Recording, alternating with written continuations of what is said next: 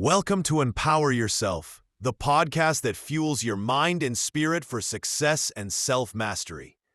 Today, we're diving into one of the most powerful personal development books ever written, Think and Grow Rich by Napoleon Hill. This isn't just a guide to making money. It's a timeless formula for achieving your goals, overcoming limitations, and unlocking the true power of your thoughts. In this episode, we'll break down the 13 life-changing principles that have helped millions achieve greatness, from desire and faith to persistence and the power of the mastermind. So grab a notebook, get comfortable, and get ready to empower yourself with the mindset that builds success from the inside out. Welcome to the Deep Dive, your shortcut to being well-informed and really empowering yourself. Today, we're embarking on a really fascinating journey into a truly foundational work. It shaped the paths of countless achievers. We're talking about Napoleon Hill's Think and Grow Rich, a success philosophy. Now, this was first published way back in 1937, but it's not just some old book. It's like a blueprint, meticulously compiled, based on decades of research, interviews with over 500 successful people. Andrew Carnegie, Henry Ford, Thomas Edison, the list goes on.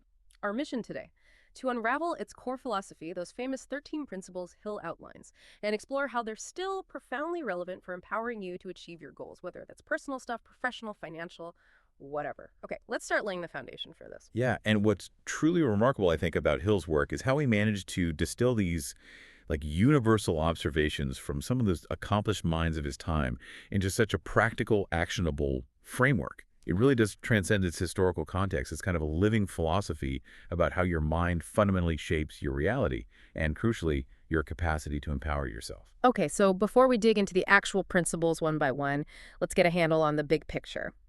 When Hill says, think and grow rich, what does he really mean? Is it just about money?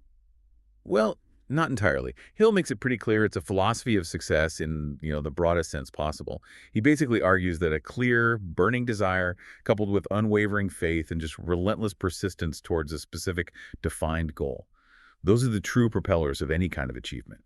It's really about learning how to transform your thoughts, your thinking, into tangible results. Sure, often starting with money, but extending to every area of your life, career, fulfillment, even health. It's a whole mindset shift for self-empowerment. That makes a lot of sense. And that emphasis on desire. Yeah. It feels like the absolute bedrock, doesn't it? Hill starts right there with principle 1, desire. So what's the core idea here? Why is this so, non-negotiable? Well, it's definitely far more than just a vague wish like, oh, I'd like to be rich. Hill argues it absolutely must be a deep, burning desire for a specific goal. Almost an obsession, you could say. This intensity, he observed, is the emotional engine. It drives all the action that follows. Without that really profound internal craving, even the best plans can just fizzle out. Right, so it's about that intense focus, like that famous story of Edwin C. Barnes. He didn't just want to work for Edison. He had this burning desire, this absolute conviction that he would become Edison's business partner. And he did, eventually, through sheer relentless focus. So for our listeners, how do you actually cultivate that kind of intense desire? It's more than just wanting something, right? Exactly. Hill is very specific. He insists you must define that goal with absolute clarity, write it down, read it aloud daily, and importantly, inject powerful emotion into it. It's about making that goal a non-negotiable, almost visceral part of your everyday reality. Yeah. And that process, that intensity, it naturally leads straight into the second principle, faith. Okay, faith, that's a powerful follow-up. What exactly does Hill mean by faith here? How does it build on that burning desire? So for Hill, faith isn't about, religious belief necessarily, but the firm conviction in your ability to achieve your goals, especially those specific goals you've infused with that burning desire. It's not blind hope, it's a cultivated conviction, a belief that your thoughts, when combined with definite action, will manifest results. And he says it's built consciously, through self-affirmation, through repeated positive mental suggestions. Which brings us right to autosuggestion. Okay, what's this principle all about? How does it tie into faith and desire in this cycle of self-empowerment? Autosuggestion, as Hill defines it, is essentially the process by which you consciously influence your own subconscious mind. You do it through your dominant thoughts and beliefs. It's about deliberately feeding yourself positive statements, visualizations about your goals day in, day out, basically programming your inner world to reinforce that faith and keep the desire strong. Okay, so desire is the spark, faith is the conviction. But what about the actual tools, the materials we need to build that future? That leads us to specialized knowledge. This isn't just about going to college, is it? No, absolutely not. Hill is really emphatic about this. He argues that real wealth, real achievement, and ultimately self-empowerment doesn't come from general knowledge knowing a little about a lot. It comes from specialized knowledge, information that's organized, focused, and directed towards a specific, definite goal. Think about Henry Ford. He famously had limited formal schooling, right? But he achieved monumental success because he knew how to surround himself with specialists, how to acquire the knowledge he needed. So the actionable insight for you, the listener, is to identify and then acquire the specific skills and knowledge relevant to your unique goals and commit to that focused lifelong learning. Don't just learn random stuff. Right, and once you have that knowledge, how do you actually, create the plans, the solutions? Hill calls imagination the workshop of the mind. I love that phrase. What did he mean by that? Is it just dreaming big? He saw imagination as the very starting point of all creation. Ideas, he argued, are the blueprints for fortunes. It's the mental space where you conceive plans, invent new solutions, brainstorm ways around obstacles, and he even breaks it down a bit. He talks about synthetic imagination that's rearranging existing ideas, concepts, plans into new combinations, like putting familiar puzzle pieces together differently. And then there's creative imagination. This is where supposedly you tap into infinite intelligence, get hunches, inspirations, totally new ideas seem to come out of the blue. The invitation here, for everyone, is to consciously practice using your imagination. Not just daydreaming, but actively constructing, testing, and refining plans in your mind. Ideas are powerful, definitely. But turning them into reality, that takes structure, right? Yeah. Which brings us to organized planning. This sounds like where the rubber meets the road. It's exactly right. Hill insists you need practical, actionable plans. But here's the key part. He stresses that if one plan doesn't work out, you don't just give up on the goal. No way. You simply create a new plan. Then another if needed. The resilience isn't just in persistence, it's built into the planning process itself. And a really powerful step he highlights here is forming a mastermind group, which we'll definitely dig into more later to help you create, refine, and execute those plans, getting outside perspective. Okay, plan in hand. What's next? What separates the achievers from the folks who just, plan? Hill points to decision. Yes, decision. Crucial. Hill observed very clearly that successful people make decisions quickly. They're definite. And then, importantly, they change those decisions slowly if they change them at all. Procrastination, indecision. He believed those were huge roadblocks, among the biggest thieves of opportunity, actually. Think about those figures again. Edison, Ford, Carnegie. They were known for their ability to make firm, swift decisions and stick to them. So the practical step for you, cultivate that habit of decisiveness. Don't waffle. Once the facts are gathered, decide. And then act purposefully on your plans. Okay, but what happens when, inevitably, things get tough? Those plans hit snags, setbacks happen. Hill calls out persistence. And it's so easy to give up then. I think everyone relates to that feeling of just wanting to throw in the towel sometimes. Oh, absolutely. It makes his emphasis on persistence feel incredibly practical and necessary. Hill flat out argued that most people fail not because of lack of talent or opportunity, but because they simply give up too soon, often right before success was about to happen. Persistence is that unwavering resolve. It's what converts desire back into reality, especially when you face temporary defeat, as he called it. It's just consistent effort day after day, even when it feels pointless. The challenge then for listeners is to actively build those habits of resilience, stick-to-itiveness, stay committed even through the tough times. We mentioned the mastermind group briefly when talking about planning, but let's really dive into Principle 9, the power of the mastermind. This sounds like more than just, having supportive friends. Oh, much more. It's really a cornerstone of Hill's philosophy for, shared empowerment. He defines a mastermind pretty specifically, a coordination of knowledge and effort working in a spirit of harmony between two or more people, all aimed at attaining a definite purpose. The core idea is synergy. The combined intellectual energy, the spiritual energy too, of a harmonious group generates way more power, insight, and creativity than any single individual could muster alone. It's like 1 + 1 = 3 or even 10. It's a true force multiplier. So the action step here is really about being intentional. Build your own mastermind alliance. Find people who inspire you, support you, but also challenge you constructively on your journey. Okay, moving on. One of the principles that often raises eyebrows or is maybe misunderstood is the mystery of sex transmutation. How does Hill actually frame this? It sounds a bit out there. Yeah, the title is maybe a bit dramatic for modern ears, But Hill wasn't really suggesting anything mystical or weird. His observation was essentially about energy.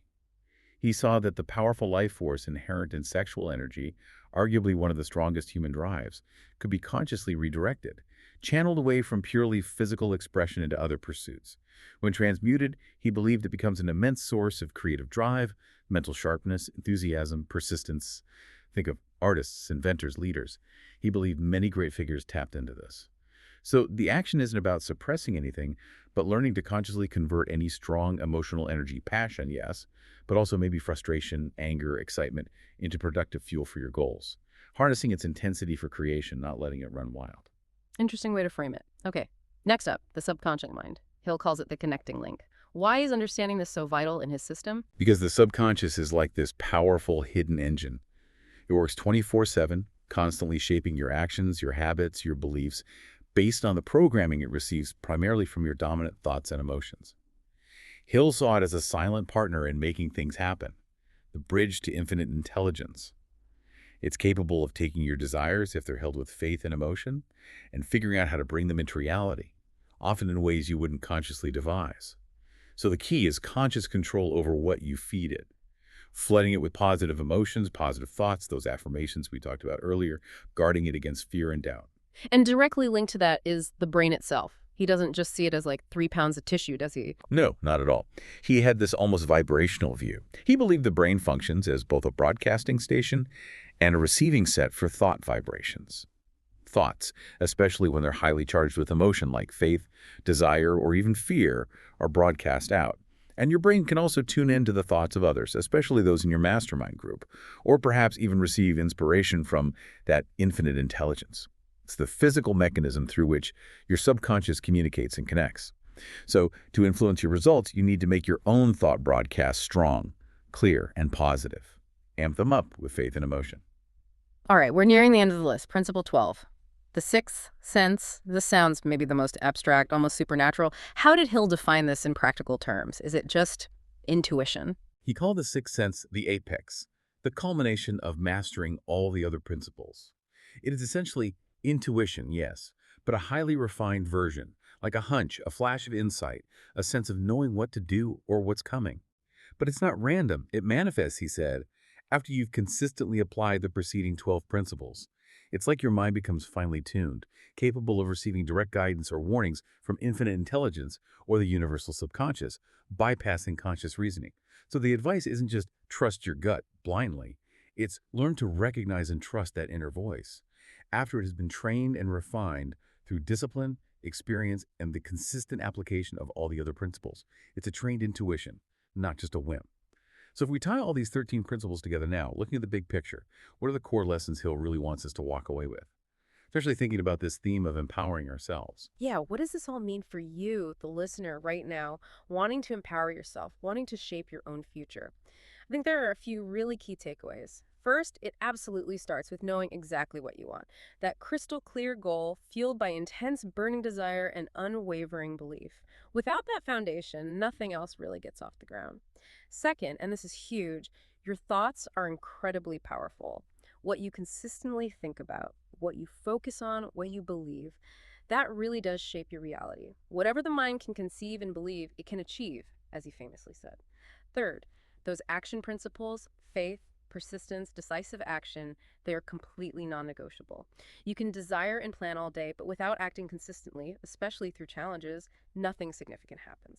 Fourth, don't go it alone. Actively build and participate in a mastermind group. That mutual support, the collective wisdom, that amplified energy, it's a massive accelerator for empowerment. And finally, it comes down to conscious control. Managing your thoughts, your emotions, your energy, and deliberately aligning them all with your highest goals and aspirations. Taking the reins of your inner world. And like I mentioned, those insights are just perfectly summed up in some of his most famous lines. That one. Whatever the mind can conceive and believe, it can achieve. So powerful. Also, this one gives me chills sometimes. Set your mind on a definite goal and observe how quickly the world stands aside to let you pass. It speaks to that power of focus and that brilliant reminder. More gold had been mined from the minds of men than from the earth itself. It's all about internal resources. Exactly. Think and Grow Rich ultimately isn't just a manual for getting wealthy financially, though it certainly addresses that. It's really about cultivating a rich mindset, a mindset of abundance and capability in every single aspect of your life. It teaches you how to tap into and harness that immense, often dormant power within your own mind, how to define what you truly want, and then act with that unwavering faith and unstoppable persistence. It truly is a handbook for self-empowerment. Yeah, those 13 principles, they really do form a timeless and remarkably practical framework for anyone seeking success, however they define it, personal growth, career achievement, financial freedom. And as we've explored today, that entire framework is fundamentally about empowering you, giving you the tools to take conscious control of your destiny. So, as you reflect on this deep dive we've taken today, here's something to maybe chew on.